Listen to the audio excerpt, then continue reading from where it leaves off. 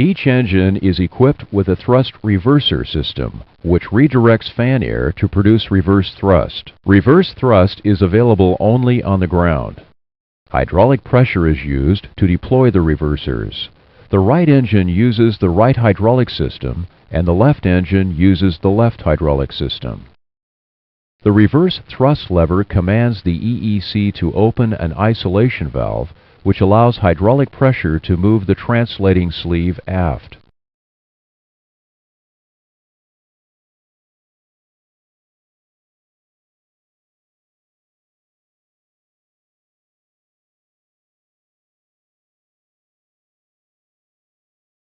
Blocker doors redirect fan air through fixed cascade guide vanes.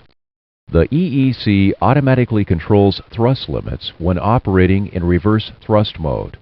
Multiple safety systems prevent in-flight deployment.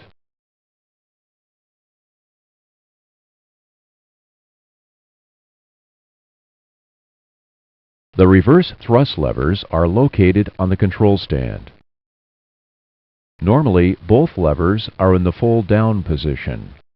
Raising the reverse thrust levers to the idle reverse detent initiates reverser deployment.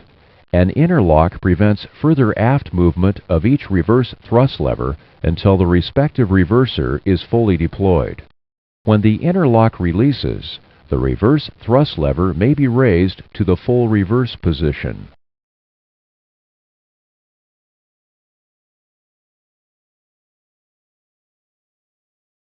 During pre-flight and normal operations, verify that the reverse thrust levers are in the full-down position.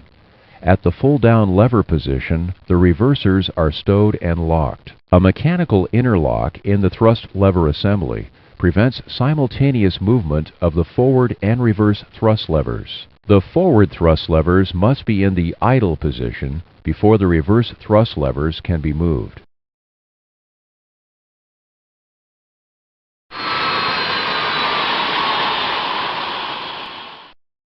Raise the reverse thrust levers to the idle reverse position.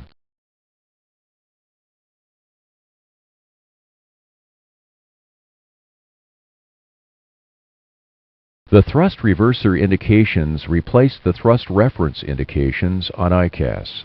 The indication is amber, while the respective thrust reverser is in transit.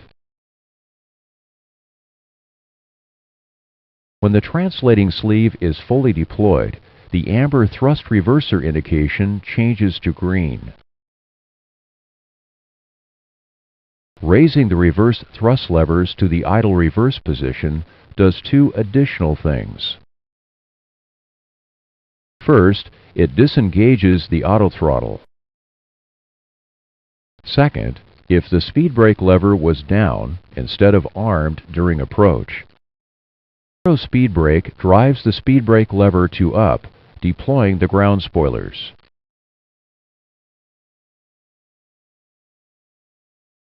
To manually deploy the speed brakes prior to deploying the reversers.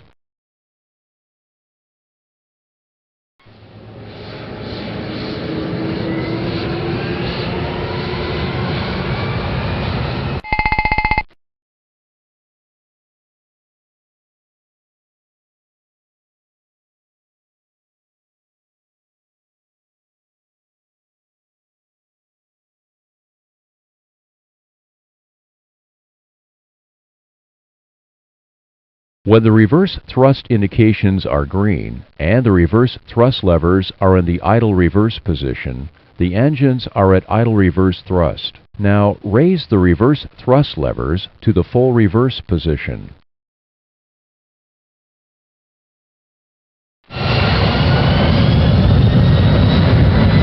Thrust limits are automatically controlled by the EEC when operating in reverse thrust mode.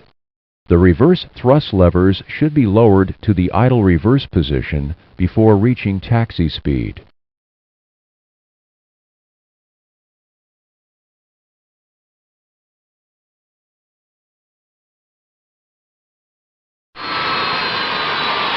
Push the reverse thrust levers downward to the full down position when the engines have decelerated to idle reverse thrust.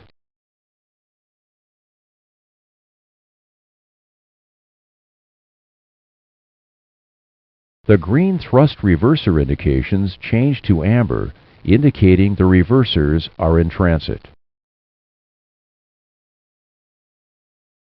The thrust reference indications replace the thrust reverser indications when the reversers are stowed and locked.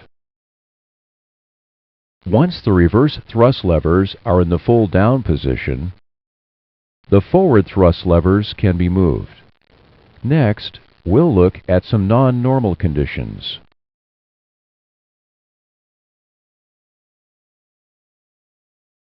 Normally, the thrust reverser indication is either amber or green, depending on the position of the reverser. However, there are several conditions where the thrust reverser indication does not appear above the EPR indicator. A blank thrust reverser indication means that the reverser position information is either not present or the information is invalid. During EEC hard alternate mode operation, the thrust reverser indication is not displayed above the EPR indicator. Instead, the indication is displayed above the N1 indicator. The EECs can detect some failures of the thrust reversers in advance. The ICAS advisory message, "Engine Reverser," appears for the associated engine if the EEC has detected a fault in the thrust reverser control system while on the ground with the engine running.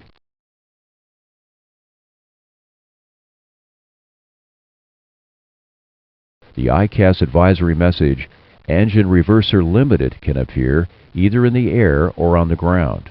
This message indicates the EEC has detected a failure that will cause the reverser not to deploy or reverse thrust to be limited to idle.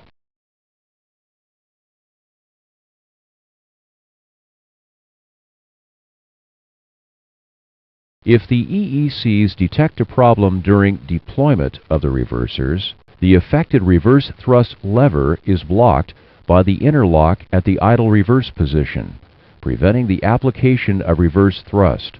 In this example, the right engine thrust reverser has not fully deployed. The right reverse thrust lever cannot be raised beyond the idle reverse position.